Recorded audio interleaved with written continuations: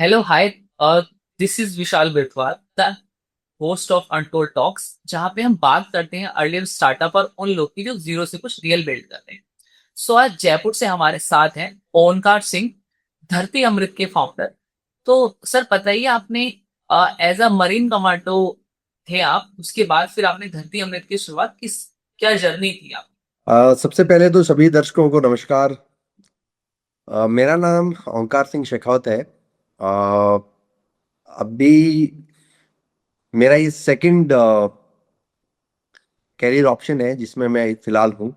मेरा फर्स्ट जो कैरियर था वो as a marine commando special force Indian navy के साथ था। सो मेरी जर्नी, जो मेरी प्रोफेशनल जर्नी है उसकी शुरुआत हुई थी 2001 में। 2001 में मैंने इंडियन नेवी ज्वाइन की थी। इंडियन नेवी ज्वाइन करने के बाद सबसे पहले मैं उसमें क्लियरेंस डाइवर बना। एक स्पेशलाइजेशन कोर्स है जिसमें हम पानी के अंदर 55 मीटर की डेप्थ तक डाइव कर सकते हैं। वो कोर्स करने के बाद मैं वॉलेंटियर बना स्पेशल फोर्स के लिए। इंडियन नेवी की स्पेशल फोर्स है मरीन कमांडो फोर्स, उसके लिए 2004 और 5 में मैंने मरीन कमांडो का कोर्स कंप्लीट किया। क्योंकि बचपन से ही हमेशा एडवेंचर लाइफ जो है ना वो मुझे हमेशा से अपील करती थी। तो नेवी और डिफेंस जो है वो जाने के पीछे भी यही मंशा थी, यही मकसद था कि मुझे एटलीस्ट एडवेंचर काफी सारा देखना है। और अ, उस समय पे मतलब आई थिंक 95 से 2000 के बीच में एक सीरियल आता था, फौजी। शाहरुख खान का सीरियल था वो। तो इसमें एक लाइन थी, वो बड़ी मुझे आज भी याद है। वो लाइन थी कि defence is not a career, it is a way of life. So defence में जाके और जिंदगी जीने का तरीका भी सीखा जाता है। सो वो उस डायरेक्शन में फिर मैंने डिफेंस ज्वाइन की और मैं कमांडो भी बना। 2016 जनवरी में मैं रिटायर हुआ। रिटायरमेंट के बाद में भी मेरा ये था कि अभी तक जो हमने देश के लिए सर्विस दी है, अब कुछ और इसी डायरेक्शन में कुछ काम किया जाए। तो शुरुआत जो मैंने की थी वो मैंने फार्मर्स के साथ काम की शुरुआत की रिटायरमेंट के बाद, जिसमें फार्मर्स को हम केमिकल रिप्लेसमेंट प्रोग्राम्स जो है उनमें हेल्प करते थे, उनकी उनको ट्रेनिंग देते थे, उनको सिखाते थे। जिसमें था कि जो वो आज आप खेतों में एग्रीकल्चर में जो जितना केमिकल मतलब यूरिया डीएपी भी डाल रहे हैं उसके साथ बहुत सारा पेस्टिसाइड यूज करते हैं, फंगिसाइड यूज करते हैं, वीडिसाइड यूज करते हैं, जिससे कि जमीन भी खराब हो रही है, सॉइल की हेल्थ काफी खराब हो रही है। देन उसके बाद हमारी हेल्थ में भी काफी फर्क पड़ रहा है। तो वो जो जर्नी थी उसके लिए भी ये था कि defence is the best way to serve a nation. Then working in the direction of environment is the best way to serve the planet. So basically मेरे जो दोनों कैरियर रहे हैं उसमें सर्विस एक इम्पोर्टेंट एलिमेंट है। हम सोशल स्ट्रक्चर में रहते हैं, सब सब काम करते हैं, सब चीजें हैं, बट मुझे एटलीस्ट ये डायरेक्शन मेरे लिए बड़ी क्लियर थी कि मुझे ये करना है। तो as a diver and marine commando होते हुए भी मैंने ये सोचा कि मुझे थोड़ा सा लीग से हटके कुछ जाना है। बिकॉज एक एक ट्रेंड है बेसिकली कि सबसे पहले सर्विस ज्वाइन करें, सर्विस से जो रिटायर हो जाते हैं, अर्ली रिटायरमेंट जो ले लेते हैं, देन दे ऑल्सो लाइक कुछ ना कुछ दूसरा प्रोफेशन भी जो चूज करते हैं। कोई बैंक में जाते हैं, कुछ सिक्योरिटी फील्ड में जाते हैं, कुछ गवर्नमेंट सर्विसेज में जाते हैं, जो मेरे सारे ग्रुप के जितने सारे लोग थे उनमें है। बट मेरा बड़ा क्लियर था कि मुझे इसी डायरेक्शन में काम करना है। तो इस वजह से मैंने धरती अमृत की शुरुआत करी 2018 में। और ये जर्नी में भी ऐसा हुआ कि मुझे फॉरेस्ट्री की, जब हम केमिकल रिप्लेसमेंट प्रोग्राम कर रहे थे जिसमें कि हम लोग सॉइल रिजुविनेशन का काम करते थे कि जमीन में केमिकल्स को रिप्लेस करने के लिए क्या क्या चीजें नेचुरली बना के यूज कर सकते हैं। उस समय मुझे सनी वर्मा जो कि फॉरेस्ट के एग्जीक्यूटिव डायरेक्टर थे, सो वो मुझे मिले। उनसे फिर मैंने ये फॉरेस्ट्री की चीज़ देखी, उनके साथ में मैंने इनिशियली उनको सॉइल फर्टिलिटी बढ़ाने के लिए कुछ मटेरियल्स उनको बना के दिए, उनके फॉरेस्ट्री के प्रोजेक्ट देखे जो मुझे काफ़ी अपील किया। एंड देन फिर मैंने ये जर्नी जो फॉरेस्ट्री की है वो स्टार्ट करी। यस। तो सबसे ज्यादा चैलेंजिंग पार्ट आपका क्या रहा है धरती अमृत को स्टार्ट करने में? देखिए, सबसे पहला तो ये है कि सेक्टर ऐसा है कि जिसकी शायद इस प्लेनेट को तो बहुत जरूरत है, बट एज ए ह्यूमंस हम लोगों ने इस चीज को बहुत नेग्लेक्ट किया है। और मुझे बार बार आज भी ऐसा लगता है कि शायद ह्यूमंस को इस चीज की ना तो वैल्यू है, ना उन्हें इस चीज की कदर पता है। बट जब मैं शुरू कर रहा था, जब मैं रिटायर हुआ था नेवी से, उस समय पे मेरी धर्मपत्नी के साथ में काफी डिस्कशंस होते रहते थे इसके बारे में। एंड इनफैक्ट मैं आपको बताता हूँ कि सबके मन में बड़ा संदेह है कि ये कोई बहुत इस्टेब्लिश्ड सेक्टर नहीं है कि जहाँ पे प्रोफेशनली लोग बहुत सारे कर रहे हों और बहुत अच्छा कर रहे हों, जिनके बारे में बहुत सारे लोग जानते भी हों। तो ऐसे बहुत कम लोग हैं, और जो लोग हैं उनकी भी पीछे बड़ी स्ट्रगल की बड़ी लंबी कहानी है। बहुत लंबा समय भी लगता है किसी भी चीज को, इस नई काम को इस्टेब्लिश करने में। बट मेरे साथ में प्लस पॉइंट ये रहा था, जो जिसके लिए मैंने फाइनली फिर अपनी धर्मपत्नी को कन्विंस भी किया। मेरी वाइफ शुरू से गवर्नमेंट सर्विस में रही है, एजुकेशन सेक्टर से हैं। तो जब मैं रिटायर हुआ उस वक्त वो कॉलेज स्कूल लेक्चरर थी। अभी पिछले साल उन्होंने as a college professor join किया है। सो फिर ये था कि एटलीस्ट ये स्टेबिलिटी तो हमारे पास में है, तो हम कुछ बेहतर करने की कोशिश कर सकते हैं। तो वो सारी चीजें काफी सारी डिस्कस हुई। मैंने 2-3 साल काफी स्टडी करने में भी लगाए। बहुत सेक्टर, इस सेक्टर के बहुत सारे लोगों से मिला, प्रैक्टिकल चीजें सीखी, कोशिश करी उनसे। फ्रेंड सर्किल का काफी सपोर्ट रहा, जितने दोस्त हैं उन्होंने काफी इनकरेज किया। कि ऑब्वियसली ये बड़ा हटके काम है, but then you have an option कि आप you can take a risk and you can build this. तो वो भी एक मेरे लिए बड़ा संबल था। और उसके बाद में शुरू में एक्चुअली सबको बड़ा संशय था कि ये चीज कैसे चलेगी। इनफैक्ट वो संशय आज भी है सबके मन में, बिकॉज हमने कोई बहुत बड़ा स्केल नहीं कर दिया है इस बिजनेस को। बट ये है कि जब हमने अभी तक जितने सारे काम किए, हमने जिन जिन लोगों के साथ काम किया, हमने जितने प्रोटोटाइप्स अभी तक किए इंडिया में, सब लोग बड़े खुश हैं हमसे, हमारे काम से। हम भी हमारे काम को जब वापस देखते हैं तो हमें भी बड़ी खुशी मिलती है कि स्क्रैच से स्टार्ट करके और अब हम इंडिया के 11 स्टेट्स में ये फॉरेस्ट बना रहे हैं। हमने अफ्रीका में भी प्रोटोटाइप हमारा एक किया है, इथोपिया में। अब हम यूरोप में भी पिच कर रहे हैं इस चीज़ को। तो अभी तक ये 7-8 साल की जर्नी जो है ना, इस तरीके से रही है। Yes sir. सर जैसे कि आपने बताया कि लोगों को बहुत जरूरत है इस चीज, मतलब बेसिकली इंडियंस को, क्योंकि एयर एयर पोल्यूशन जो हो रहा है या जो एनवायरनमेंट में जो इतने भी चेंजेस हो रहे हैं, क्लाइमेट चेंज हो रहा है, ये फॉरेस्ट ना होने की रीजन की वजह से हो रहा है। हम पेड़ ज्यादा कट जी। कर रहे हैं। और आप काफी अच्छा जी। बिल्ड कर रहे हैं, लोग सपोर्ट नहीं करते, वो आपने डेफिनेटली सही बोला इस चीज को।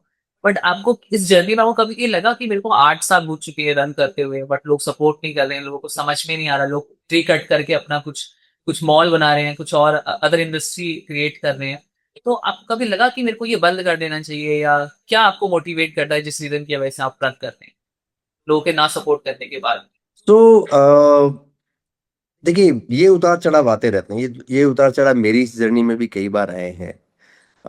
इनफैक्ट बहुत बार ऐसा भी हुआ है कि जब हम बहुत ही मुश्किल दौर से गुजर रहे होते हैं, और ये ह्यूमन नेचर है बेसिकली। तो एक बहुत बड़ा मिथ आजकल चल रहा है, बहुत सारे कैंपेन इसमें चलते हैं, सेव प्लेनेट। जितने लोग हैं जो इस डायरेक्शन में काम करने की सोचते हैं, वो सोचते हैं कि हम ये काम करके धरती को बचा रहे हैं। मेरा इस मामले में सोचना थोड़ा सा अलग है। ह्यूमंस जो भी काम करें वो सब ह्यूमंस को बचाने के लिए करते हैं। धरती बची हुई है। हम लोगों ने जितने काम किए हैं वो धरती को बिगाड़ने के लिए काम किए हैं। धरती अपने आप को हील करने की, ये प्लेनेट अपने आप को हील करने की कैपेसिटी और ताकत रखता है। ये हम सब लोग एक अहंकार में जी रहे हैं कि हम ये काम करके और धरती को बचा देंगे, ऐसा थोड़ा सा ज्यादा हो जाता है एक्चुअली। तो मेरा ये मानना है कि हम जो भी एक्टिविटीज कर रहे हैं, हम जो भी काम कर रहे हैं, वो उस डायरेक्शन में है कि हमने जितना कुछ डेवलपमेंट के नाम पे जो चीजें हमने नेचर की डिस्ट्रॉय की हैं, हमने जो नेचर का साइकिल है, जो प्रोसेस है, उसको जो हम लोग डिस्टर्ब करके, जो हम उसको बिगाड़ रहे हैं, जो उसको हम लोग नुकसान पहुंचा रहे हैं, एटलीस्ट हम उस डायरेक्शन में भी काम करें, उस उसको जो बिगाड़ने का और जो डैमेज करने का जो रेशियो है, एटलीस्ट उसको हम कंट्रोल करने की कोशिश करें। तो फॉरेस्ट्री बेसिकली एक बैलेंस का तरीका है। डेवलपमेंट और नेचर, इन दोनों को हम बैलेंस अगर करके रखें तो तभी ह्यूमंस जो है इस धरती पर सुरक्षित रह पाएंगे। तो ये एक उस दिशा में मात्र एक कोशिश है कि हम जो कुछ भी कर रहे हैं, मैं ये बहुत बड़ा दावा नहीं करता और ना मैं उम्मीद रखता हूँ कि ऐसा कोई भी दावा करे कि हम प्लेनेट को बचा लेंगे। हम सब चीजों को बैलेंस करने की कोशिश करें। सबसे बड़ी चीज है कि हम हमारे ह्यूमंस के अस्तित्व को बचा लें, तो प्लेनेट तो अपने आप बचा हुआ है। कोरोना में सबने देखा, जब पूरी दुनिया थमी हुई थी, हवा शुद्ध हो गई थी, पक्षी हर जगह दिखने लग गए थे, आसमान बड़ा साफ हो गया था। तो धरती को बचाने के लिए हमें कुछ करने की जरूरत नहीं है, धरती अपने आप खुद को बचा लेगी। यस। हमें तो अच्छी डायरेक्शन में काम करते रहना है। सर जो काफी सारी फाउंडेशंस हैं, जैसे कुछ एक है जो कुछ पाइप से कुछ वो क्रिएट कर रहे हैं और उन्होंने जगह जगह पे लगाया हुआ है डॉग्स को फूड, स्ट्रीट फूड वो दे रहे हैं कि डॉग्स को लोग कुछ खा लेते हैं तो वो बीमार हो जाते हैं, वो कर रहे हैं। कुछ लोग ऐसा है कि आप इंस्टाग्राम पे किसी ने एनजीओ रन कर रहे हैं जो आप उनको कुछ डोनेशन देते हैं तो उनका नाम लेकर के वो पेड़ पौधे लगा रहे हैं जगह जगह पे कुछ ऐसा। तो आपका उनके बारे बारे में क्या राय है? देखिए, मेरा बहुत स्ट्रेट फॉरवर्ड मानना है कि जो भी आदमी जिस डायरेक्शन में काम कर रहा है बहुत अच्छा है। और ये काम बहुत जरूरी भी है एक्चुअली, बिकॉज हम लोग ये कहते हैं कि इस धरती पे 8.4 मिलियन स्पीसीज हैं और सबको एक दूसरे की हेल्प करके ही आगे बढ़ते रहना है। सो अगर सबसे ये उम्मीद की जाए कि हर आदमी हर काम करे, तो ये संभव भी नहीं है। सबको अपने अपने डायरेक्शंस चूज करनी है और अपने अपने डायरेक्शंस में काम करना है। किसी को वो काम अच्छे लगते हैं, किसी को वो काम बुरे लगते हैं। तो किसी को अगर कोई काम बुरा लग रहा है, इट डजंट मीन कि वो काम वो नहीं होना चाहिए, वो काम खराब है। रादर इनफैक्ट अगर वो काम वाकई बहुत ज्यादा खराब नहीं हो, तो जो आपने अभी बातें करी हैं कि जो स्ट्रीट फूड्स को, स्ट्रीट डॉग्स को या स्ट्रीट कैटल्स को जो फीड करते हैं, जो लोग इस तरीके के प्लांटेशन इनिशिएटिव जो लोग रन करते हैं, किनारों पे, सड़क के किनारों पे जो लोग पेड़ लगाते हैं, सब बहुत जरूरी है एक्चुअली। और मैं भी मानता हूँ कि उसका एक बहुत छोटा सा हिस्सा, जो रोल है, वो हम भी अपना प्ले करने की कोशिश कर रहे हैं। और अभी तक की जो जर्नी हुई है उसमें बहुत ही अमेजिंग लोग मुझे मिले हैं जिन्होंने हमारी इस सोच को, हमारी इस इनिशिएटिव को हेल्प की है, सपोर्ट कर किया है। और मैं मुझे पूरी मतलब आशा, उम्मीद नहीं, पूरा विश्वास है कि मुझे ऐसे लोग लगातार आगे मिलते रहेंगे। हम जितने काम कर रहे हैं उसमें तो काम तो बेसिकली अलग डायरेक्शन के बहुत सारे लोग कर ही रहे हैं, बट हमारा ये मानना है कि अभी तक दुनिया में जितना डिस्ट्रॉय हो रहे हैं फॉरेस्ट, तो फॉरेस्ट में बेसिकली बहुत सारी वैरायटीज होती हैं, बहुत सारी अलग अलग स्पीसीज होती हैं जो आपस में एक दूसरे का हेल्प करते हुए हमेशा एग्जिस्ट करती रहती हैं। तो जब वो फॉरेस्ट डिस्ट्रॉय किया जाता है तो जनरली लोग काउंट करते हैं कि मैंने इतने पेड़ काट दिए, बट वो इकोसिस्टम पूरा डिस्ट्रॉय होता है बेसिकली। सो हम जब काउंट करते हैं तो हम ये मानते हैं कि हमने उसमें कुछ 10 12 15 प्रजातियां काट दी, जो कि पेड़ है बेसिकली। उनके नीचे जो हर्ब्स हैं, श्रब्स हैं, सब ट्री हैं, उनको बेसिकली लोग काउंट ही नहीं करते। सो हम हमारे क्रिएशन में ध्यान रखते हैं कि इतनी सारी वेराइटीज जो उस जगह पे नेचुरली होती हैं, हम उन सबको स्टडी करके रेप्लिकेट करें, जो कि बहुत इंपॉर्टेंट एलिमेंट है बायोडाइवर्सिटी कंजर्वेशन के लिए भी। तो जो भी लोग काम कर रहे हैं इस डायरेक्शन में, सब बहुत अच्छा कर रहे हैं, सबको इसके लिए साधुवाद है। हम ही हमारा रोल प्ले करते जा रहे हैं। Yes sir. सर क्या होता है ना, जब हम अच्छा कुछ काम शुरू करते हैं तो उसमें लोगों का सपोर्ट कम मिलता है। क्योंकि जनरली क्या होता है कि अच्छे काम में लोग हम देश की तरक्की के लिए, आप अगर गंगा साफ करने के लिए चले जाएं या रिवर साफ करने चले तो उसमें लोग सपोर्ट नहीं करते हैं। इसके अलावा कुछ और करेंगे तो डेफिनेटली शायद लोग सपोर्ट करें। और मेरा क्वेश्चन सर आपसे ये है कि इन जनरल अगर आपको या आपने ये बिजनेस स्टार्ट करा 30 अप्रैल, इसके अलावा अगर आप कोई और किसी और फील्ड में अगर आप चाहते तो कौन सा वो वर्क होता? आ, तो बहुत स्ट्रेट फॉरवर्ड सी चीज है ये भी कि मेरा जो फर्स्ट प्रोफेशन था as a special force marine commando था। मैं बाई प्रोफेशन डाइवर भी रहा हूँ। सो या तो मैं डाइविंग कर रहा होता, गल्फ कंट्रीज में, इंडिया में बहुत सारे डाइविंग ऑप्शंस हैं, तो या तो मैं वो कर रहा होता, या फिर सिंस मैं स्पेशल फोर्स कमांडो भी रहा हूँ, तो मैं किसी एमएनसी में या जो मरीन सिक्योरिटी फील्ड है, उस फील्ड में सिक्योरिटी की जो जॉब है वो मैं कहीं ना कहीं कर रहा होता। फिर एक और चीज ये है, जो आपने बात बहुत अच्छी बात कही कि इस तरीके के जो भी इनिशिएटिव हैं, जो अच्छे काम है, उनमें लोग जनरली लोगों को कम समझ आता है और हेल्प कम करते हैं, बट इसके भी दोनों पहलू हैं बेसिकली। अभी तक क्या हुआ है कि ये जो काम है ना, इसको प्रॉफिट मेकिंग और प्रोफेशनली अपनाने में बड़ी प्रॉब्लम हुई है, बड़ी दिक्कतें हुई है लोगों को। कि अगर कोई आदमी अ, अपने इसको प्रोफेशनली अपना के और बड़ा करना चाहता है, इसमें प्रॉफिट मेकिंग बना के बहुत सारे लोगों को इससे जोड़ना चाहता है, बिकॉज अभी क्या है, अभी अर्थ युग है। हम लोग जिस एरा में जी रहे हैं वो इकोनॉमिक एरा है बेसिकली। तो जब तक कोई भी काम अर्थ के साथ नहीं जुड़ेगा, तब तक लोग उससे नहीं जुड़ेंगे। तो अभी पूरी हम इस अलग अलग देशों में देख भी रहे हैं कि अब ये सारा का सारा पैराडाइम शिफ्ट हो रहा है। अभी सबको ये महसूस भी होने लगा है कि हमारी जो वेल बीइंग है, हमारी जो हेल्थ है, वो सब नेचर के साथ में ही बेहतर हो सकती है। तो हम बेसिकली इस पर्टिकुलर सेक्टर को एक प्रोफेशनल और प्रॉफिट मेकिंग सेक्टर भी बनाना चाहते हैं। सो एक एग्जांपल मैं देता हूँ कि वैसे देखा जाए तो जो एजुकेशन है, so education basically professional money making sector नहीं होना चाहिए। हेल्थ जो है वो लोगों का फंडामेंटल राइट होना चाहिए। फूड जो है वो लोगों का, इनफैक्ट मैं कल ही बात कर रहा था कि जितने भी घर बनते हैं, चाहे छोटा सा एक 1 BHK अगर कोई फ्लैट भी है, तो उसमें किचन जरूर होगा। उसके बावजूद आप देखिए हर शहर में अनगिनत रेस्टोरेंट्स हैं। तो बिकॉज वो सब कुछ कमर्शियल एंटिटी के साथ जुड़े हुए हैं, सब में फाइनेंशियल इन्वॉल्व है और सबका एक्सेप्टेंस है।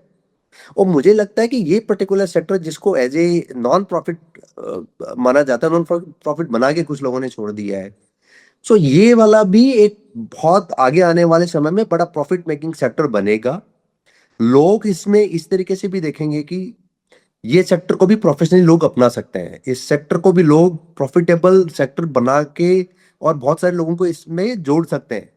लोग इसको भी एज ए कैरियर ऑप्शन ले सकते हैं। आज के टाइम पे इस बहुत बहुत यस बहुत ही सर, कम लोग हैं आप जो इसको career. Sorry for interrupting you sir, आप बिल्कुल सही बोल रहे हैं, बट सर इसमें जो प्रॉब्लम क्या है ना कि अगर सोचिए गंगा या यमुना को अगर आप साफ करते हैं तो उससे फायदा क्या है हम लोग को? एट द एंड इसको प्रॉफिटेबल बिजनेस कोई बन ही नहीं सकता।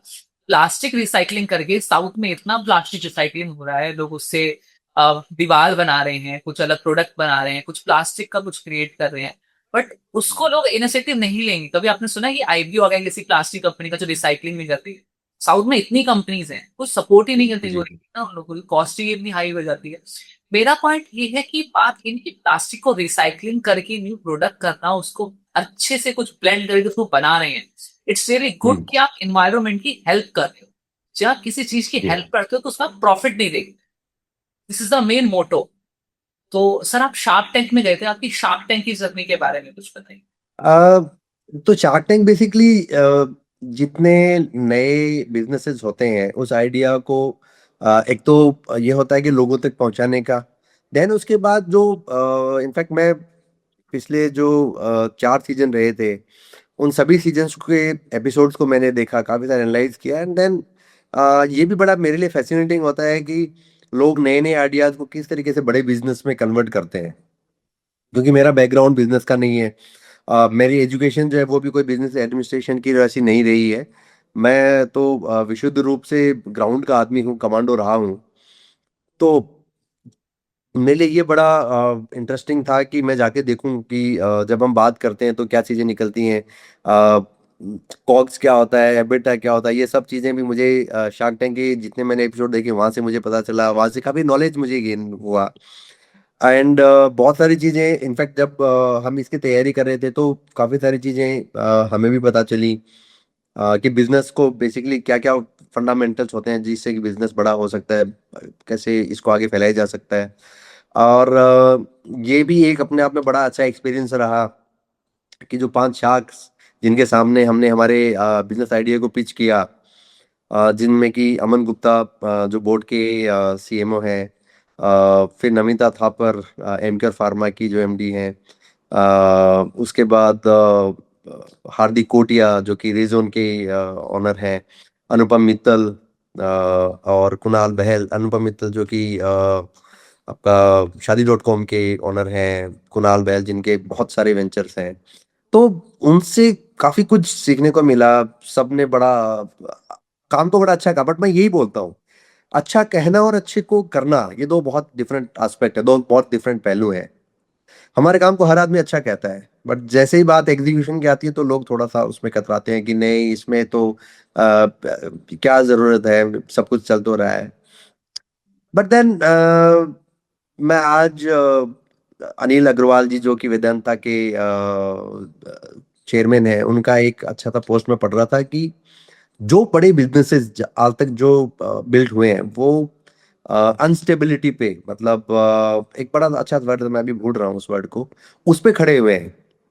अनसर्टेनिटी, अनसर्टेनिटी पे सारे के सारी बिजनेस खड़े होते हैं। कोई भी बिजनेस 100%, जिस दिन वो स्टार्ट कर रहे हैं उस दिन वो 100% श्योर नहीं होंगे कि वो कहाँ तक पहुंचेंगे। तो ये अनसर्टेनिटी हमारे इस सेक्टर में भी, इनफैक्ट हर सेक्टर में होती है। बट स्टार्ट करना सबसे इम्पोर्टेंट है, और वो स्टार्ट हम लोग कर चुके हैं। तो आगे देखते हैं जर्नी कहाँ तक पहुंचती है। सर अगर आपको चांस मिलता कुछ कुछ बेटर करने का इंडिया के अंदर या कुछ रिवॉल्यूशनरी चेंज लाने का, तो वो रिवॉल्यूशनरी चेंज आप किस सेक्टर में लेके आते अ, ऐसा इनफैक्ट मैंने पहले तो बहुत ज्यादा इस पे सोचा नहीं, बट एक तो जो अ, भेदभाव जो है वो इंडिया में बहुत ज्यादा है एक्चुअली, स्पेशली जो गवर्नमेंट सेक्टर्स हैं उनमें, डिफेंस फोर्सेस हैं उनमें, अ, जिनकी ओरिजिनल जो कॉपी हमने जिनको किया हुआ है, जिनके सिस्टम को कॉपी किया, वो लोग बहुत इंप्रूव कर चुके हैं उसको। इंडिया में अभी भी ये बहुत कमी है। तो मैं भी शायद उस डायरेक्शन में कहीं ना कहीं काम कर रहा होता कि ये जो क्लास डिफरेंस है इन इन टर्म्स ऑफ प्रोफेशन, एक ही प्रोफेशन में जो लोग काम कर रहे हैं उनमें आपस में काफी सारा डिस्पेरिटी रहती है, तो उसको मैं एड्रेस कर रहा होता मे भी शायद। हैं? एक कंपनी जिसका नाम है वर्दी। वर्दी जो शायद किसी, वो भी किसी शार्क टैंक या किसी अदर प्लेटफॉर्म पे आए थे। वर्दी बेसिक क्या करता है, जितनी भी आर्मी फोर्स हैं उनकी यूनिफॉर्म को जो खराब हो जाती है उनको रिसाइकलिंग करते हैं जीरो वाटर वेस्ट से। और ओके। उससे वो क्रिएट कर रहे हैं, कुछ कैप वगैरह क्रिएट कर रहे हैं, या टी शर्ट पे कुछ उन्होंने कुछ क्रिएट करा है उस आर्मी के, जो उन्होंने रिसाइकलिंग करके जो प्रोडक्ट बनाया है उसको। तो डेफिनेटली हम्म। काफी बहुत अच्छा करता है। उनके जो प्रोडक्ट है काफी कॉस्टली है, नॉर्मल पर्सन तो परचेज नहीं कर सकते, जिसकी अच्छी खासी इनकम है, देन वही उसको परचेज कर सकते हैं। बट मेरा पॉइंट ये है कि जो कंपनी ऐसा कुछ इम्प्रूवमेंट कुछ लेके आ रही है कि आर्मी की जो यूनिफॉर्म है उसको नेग्लेक्ट ना करा जाए, उसको मतलब इधर उधर ना फेंका जाए, कि वो बहुत रिस्पेक्टफुल है क्योंकि उन्होंने हमारे लिए जी। देश की रक्षा करी है। तो इसीलिए उनको रिसाइकलिंग करके उन्होंने कुछ प्रोडक्ट वगैरह क्रिएट कर रहे हैं। बट मेरा पॉइंट ये है कि एज अ सपोर्ट के वे में अगर हम सोचे कि वो कंपनी बहुत 1,000 करोड़ का टर्नओवर उनका हो जाए, या काफी ज्यादा वो बहुत बिग बड़ी कंपनी हो जाए, या आईपीओ आ जाए, ऐसा पॉसिबल नहीं है। क्योंकि उस कंपनीज को हम सपोर्ट करें, कुछ रिवोल्यूशन चेंज लेके आ रहे हैं। दैट्स वाई कि मैं चाहता हूँ कि हमारे देश के जो युवा हैं उनको एटलीस्ट समझ में आए कि क्या चीज करनी है क्या चीज नहीं करनी। फॉर एग्जाम्पल, अगर आप एयरफोन खरीद रहे हो तो नॉर्मल आपको सिर्फ गाने सुनने के लिए या फिर किसी अपने पर्सनल यूज के लिए जाते हो।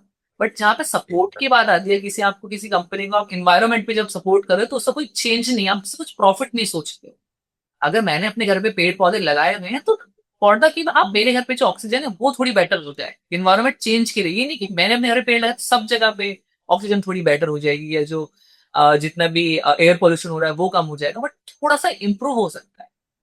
तो ये इम्प्रूवमेंट की रिक्वायरमेंट है। तो आप यंग जनरेशन को क्या एडवाइस देना चाहें? देखिए, आज की यूथ है वो इस मामले में हमसे बहुत एडवांस है एक्चुअली। जिसको आजकल जेन जी कहा जाता है ना, वो अ, बहुत अच्छा सोचते हैं, और उनके पास में एक्चुअली वो एनर्जी है। बस एक चीज जो मैं आजकल देखता हूँ जिससे मुझे काफी बड़ा दुख भी होता है कि आज की जनरेशन में डिसिप्लिन बहुत कम है, और पेशेंस तो बिल्कुल भी नहीं है। तो एनर्जी उनमें बहुत है, उनमें डायरेक्शंस बहुत हैं, उनकी सोच बहुत ज्यादा है, बिकॉज आजकल कम्युनिकेशन इतना फास्ट हो गया है, हर चीज उनके फिंगर टिप्स पे अवेलेबल है। तो उन सब चीजों की वजह से उनको आगे बढ़ने से रोकने की कोई भी हर्डल्स है नहीं। वो जो जिस डायरेक्शन में काम करना चाहते हैं बहुत अच्छा कर सकते हैं। बट देन डिसिप्लिन, मतलब वो बहुत ही कम आजकल देखने को मिल रहा है। तो एक तो वो अगर डिसिप्लिन, और मैं ये कहता हूँ कि ऐसा नहीं है कि डिसिप्लिन लोग नहीं है, बट डिसिप्लिन की काफी कमी आई है एज कम्पेयर टू जब हम लोग इनफैक्ट हमारे में हमसे पहली जनरेशन से कम डिसिप्लिन था। डिसिप्लिन का मतलब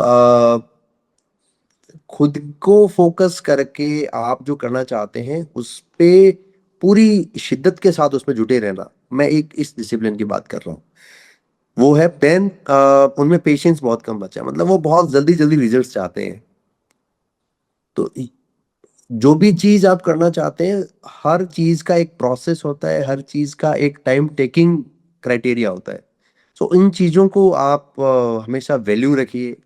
अ, अगर इनको जो भी इस चीज को समझ आता है, ये चीज जनरली क्या होता है कि ये चीजें समझ में आती है इंसान के, जो 70 80 साल का जी रहा है वो अपनी जर्नी में जो थोड़ा बहुत सोचता है, दिमाग लगाता है, उसको सब चीज समझ में आती है। किसी को 30 की एज में समझ में आती है, किसी को 40 में आती है, किसी को 60 में आती है, किसी को 80 में आती है। लेकिन जिनको ये चीजें जल्दी समझ में आ जाती हैं, वो परिवर्तन लेके आते हैं, वो चेंज लेके आते हैं। तो ऐसा कोई सवाल जो मैंने आपसे नहीं पूछा और मेरे को पूछना चाहिए था? एक तो काम के बारे में पूछ सकते हैं कि जो हम जो काम करते हैं वो किस तरीके से करते हैं, किन के साथ करते हैं, और वो कैसे बड़ा स्केल बन सकता है, ये एक सवाल हो सकता है। तो बताइए ना कि आप किस तरीके से उसको और बेटर कर सकते हैं, किस स्तर पे हम आप जिस तरीके से वर्क कर रहे हैं, लोग कैसे आपको सपोर्ट कर सकते हैं और क्या बेटरमेंट के लिए काम करते हैं? सो देखिए, अभी तक का हमने जो भी काम किया है वो मोस्टली इंडस्ट्रीज के साथ किया है। बट एक चीज है कि ये बड़ा स्केल इंडस्ट्रीज के अलावा जो रियल एस्टेट डेवलपर्स हैं उन सबके साथ भी हो सकता है, देन गवर्नमेंट के साथ में ये बहुत बड़ा काम हो सकता है। गवर्नमेंट के बहुत सारे इनिशिएटिव्स हैं, अब हम लोगों ने भी उनको उन इनिशिएटिव्स को टैप करना शुरू किया है। गवर्नमेंट के अलग अलग बॉडीज को हमने भी अब जाके अप्रोच करना शुरू किया है। और इंडिया में एक बहुत बड़ा बैरियर है कि अगर आप पेड़ लगाने वाली कंपनी है, अगर आप पेड़ लगाने वाले लोग हैं, तो आपको एनजीओ ही होना चाहिए। सो मैं ये एक बहुत ही विनम्रता के साथ यहाँ सबको कहना चाहता हूँ कि हम लोग इवन इंडिया में भी एक बड़ा बहुत ही सेट पैटर्न है कि जो एनजीओ अपना 50% ग्राउंड पे खर्च करते हैं वो एक कैटेगरी के एनजीओ में आते हैं। बट हम लोग, हमारा मैक्सिमम जो पैसा है हम उसको ग्राउंड पे इम्प्लीमेंट करने में खर्च करते हैं। हम कोई बहुत बड़ी प्रॉफिट मेकिंग कंपनी नहीं है, और ना हमारा ये एम है कि हम बहुत ज़्यादा पैसा बनाएं या बहुत ज़्यादा प्रॉफिट हम रखें। हमारा उद्देश्य बड़ा क्लियर है। हम जो भी काम कर रहे हैं वो काम हम बड़ी स्केल पे करते जाएं, और जो बायोडाइवर्सिटी और नेचर का एलिमेंट है उसको हम हमेशा फोकस रखें, उसको हम हमेशा ध्यान रखें, और उसके साथ में हम आगे बढ़ें। जी। तो thank you so much sir कि आप हमारे पॉडकास्ट में आए, आपने नृत्य अमृत के बारे में बताया, हमारे युवा तो काफी ज्यादा मोटिवेट करा, आपको बताया किस तरीके से बहुत बेटर कर सकते हैं, कैसे ग्रीनरी रेवोल्यूशन को ला सकते हैं, पेड़ पौधे लगाएं क्यों जरूरी है इन्वायरमेंट के लिए क्योंकि हम धरती बचाने के लिए नहीं, ये सिर्फ हम अपने लिए ही कर रहे हैं, क्यों हमारे लिए जरूरी है पेड़ पौधे लगाना। हम बोलते हैं हम बिल्कुल। ये चीज हम बोलते हैं कि धरती के लिए जरूरी है, बट उसमें अगर लोग ही नहीं रहेंगे तो उस धरती का करेंगे क्या? कि अगर हम पेड़ एग्जैक्टली। नहीं लगाएंगे, ऑक्सीजन ही अगर हम साफ नहीं ले पा रहे तो वह कैसे मिलेगा? ये थैंक बैलेंस बड़ा जरूरी है, ये बैलेंस बहुत जरूरी है। यू। यस। जी। चलो, थैंक यू सो मच सभी दर्शकों को।